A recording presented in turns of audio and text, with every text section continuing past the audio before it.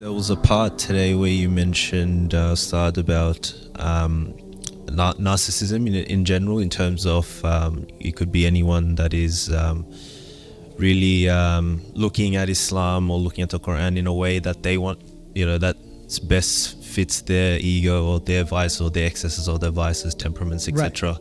I thought that was really powerful because that conversation doesn't really happen as readily because in terms of self-awareness or wanting to learn the Quran and Islam for itself, sometimes our own vices, our own nafs gets in the way of that, and that having that authentic understanding. So I actually want to ask a different question, but it's kind of connected. A few days ago you asked about, you actually mentioned in passing about some rabbis believe in the Quran being true. I actually I had this similar sort of thing I wanted to look into, because when I so online there's rabbis like Ben Abrahamson, there's a rabbi Tovia. They're very sympathetic to Islam and the Quran. So I always had that curiosity, and when I asked some teachers about Jews that actually do believe in the Quran, they didn't have that necessarily that experience themselves with rabbis that may have had that train of thought. So I just wanted to ask because they use rationales, like for example, for the basis of them following Judaism, even though they think that Islam is the truth or the Quran is the truth, they have evidences they use from the Quran as well. So they say there's the famous ayah that says, "I've perfected your way of life." And so when it makes reference to the word deen, the rationale of the Jew is basically, it says deen but not Sharia, for example. And there's another one that they use, for example, chapter 2 verse 62, "Indeed those who have believed and those who were Jews and Christians or Sabians, those you believed in Allah and the last day and did righteousness, will be granted Jannah," and stuff. So they lash onto those specific evidences in the Quran to justify their belief. They're holding on to their own religion. And also can hold on to the belief that Islam is true, but will sit to our own religion, and that's justified. So because you mentioned actually knew of rabbis that may have had that, I just wanted to ask you the question, because why I mentioned the narcissism part could maybe be linked to spiritual narcissism in this case, as to why they have this train of thought. Like there's more to it than meets the eye. I can't judge what goes on in their hearts. I can tell you that the idea that the ayah, "As-sabi'ina man amana billahi wal yawmil akhir," for example, in Surah Al-Baqarah, right? It begins with Ya Bani Israel. The passage begins with Ya Bani Israel and says, "Believe in this book and la takunu awwala kafirin bihi." Don't become the first to disbelieve in it, right?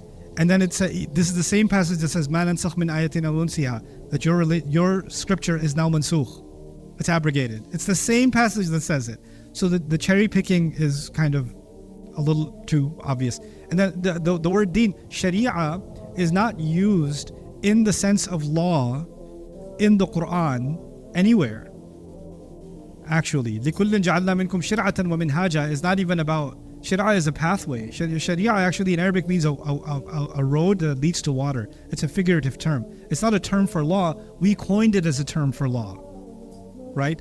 So the term for law is hukum of Allah and the deen of Allah, actually. And deen itself means judgment. And that's why it's used for passing judgments. The كَمَا تَدِينُ تُدَانُ. The way you judge people or the way you deal with people is how you shall be dealt with. So it's not a very good attempt at when we have our own sharia. And actually, that sentiment, وَيَكْفُرُونَ بِمَا وَرَاءَهُ, Allah says that they say we believe in what was given to us, and Allah is saying no, they actually deny what was given to themselves also. Like He was telling the rabbis, you're not even following what you say you follow.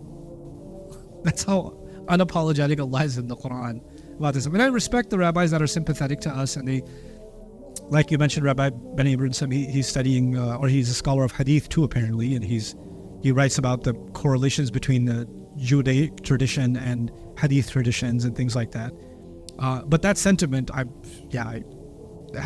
don't see any merit to it. Saad, my question to you is: yesterday you talked about how the Prophet ﷺ, part of his rahmah was that because he came and he's the last prophet that we're going to ever have, no nation will ever be destroyed after that. But today you kind of mentioned how Allah didn't destroy a nation because there may be a few that have been saying istighfar and stuff and calling Allah's name. That's among the believing. Can you clarify, like, is there a difference, or what do you mean in that respect? Good question. So Allah was talking about that concept particularly in Mecca, and he was even telling the Prophet ﷺ that because, you know, the people of Mecca, when they expelled the Prophet ﷺ, they've committed the same crime as the people of Nuh and the people of Salih and the people of Shu'aib, etc. They've done the same thing, which means they should face the same consequences. And Allah then says, Allah won't punish them so long as you're among them, and Allah won't punish them so long as some people are still doing istighfar.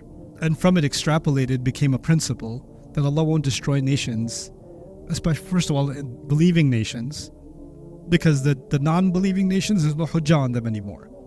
What do I mean by that? Like, if there's an Aborigines nation now, and they didn't meet the Rasul of Allah sallallahu alaihi wasallam, so the only contact with Islam they will have is us, right? So they cannot be destroyed, because nations that get destroyed are the ones that the direct guidance of a prophet came to them and then they rejected it. But within us, within our people, Muslims, so long as some people are making istighfar, Allah will not replace the ummah with another. Because He can. With the Muslim ummah, He can replace us. And He says He will. But there's also this kind of caveat. So long as some people are making istighfar, you're cruising.